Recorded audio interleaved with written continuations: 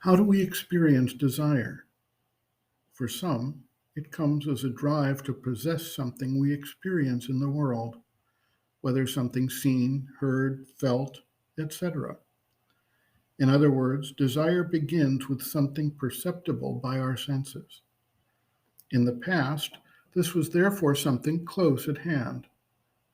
Nowadays, with the advent of the internet, broadcast media, and worldwide travel, we may have desires that do not arise from immediately seizable objects, and thus require various steps in order to be achieved. The perception, however it comes, arises as a feeling, or more precisely, a craving for something we experience as missing from ourselves. The pursuit of the objects of desire can become all consuming and occupy our minds and senses all the time. Fulfillment of a particular desire does not, in fact, lead to the cessation of desire. Rather, it leads to the transference of the craving to a new object. The more we validate the seeking and fulfillment of desire, the more powerful that drive embeds itself in our psyche. Buddha pointed out that the following of desire eventually leads to suffering, and he suggested that the way to happiness and fulfillment was through the removal of desire. Buddha was not alone in his perception. Religious and spiritual leaders, and philosophers and thinkers, have identified the need to overcome desire, and thus many methods have been tried throughout human history to accomplish this. Some counseled achieving a desire-free state by indulgence, leading to eventual satiation, and even a sense of avoidance that comes through overindulgence. Others counsel the use of a strongly developed willpower to prevent the expression of desire. Both of these methods, and their various offshoots and alternatives, fail to recognize the mechanism of how desire enters into an individual and then rises to a level of perception and realization in action.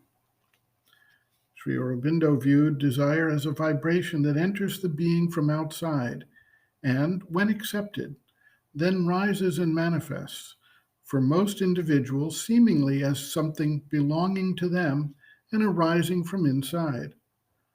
For those who see desire as an internal phenomenon, elimination of desire entails a struggle against oneself. Once an individual is able to shift the viewpoint to see the working of the universal forces that create desire, it becomes more a matter of tuning the focus away from those vibratory levels towards the wider, purer, higher levels of the spiritual awareness. Desire then can fall away as the focus is successfully shifted. Sri Aurobindo notes, quote, "The rejection of desire is essentially the rejection of the element of craving, putting that out from the consciousness itself as a foreign element not belonging to the true self and the inner nature.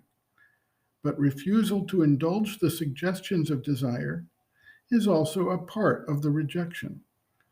To abstain from the action suggested, if it is not the right action, must be included in the yogic discipline. It is only when this is done in the wrong way, by a mental ascetic principle or a hard moral rule, that it can be called suppression. The difference between suppression and an inward essential rejection is the difference between mental or moral control and a spiritual purification. When one lives in the true consciousness, one feels the desires outside oneself, entering from outside, from the universal lower prakriti into the mind and the vital parts. In the ordinary human condition, this is not felt.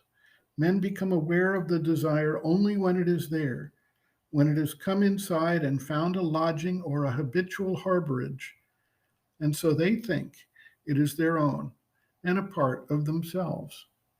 The first condition for getting rid of desire is, therefore, to become conscious with the true consciousness, for then it becomes much easier to dismiss it than when one has to struggle with it as if it were a constituent part of oneself to be thrown out from the being.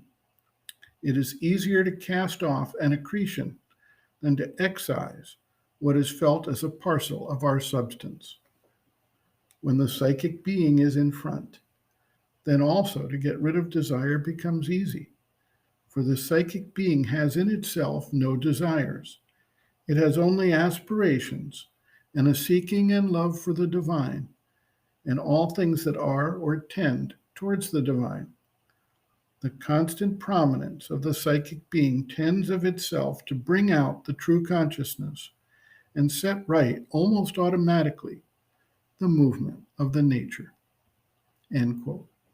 Reference, Sri Aurobindo and the Mother, Living Within, the Yoga Approach to Psychological Health and Growth, Disturbances of the Vital, Transforming the Vital, pages 69 to 85.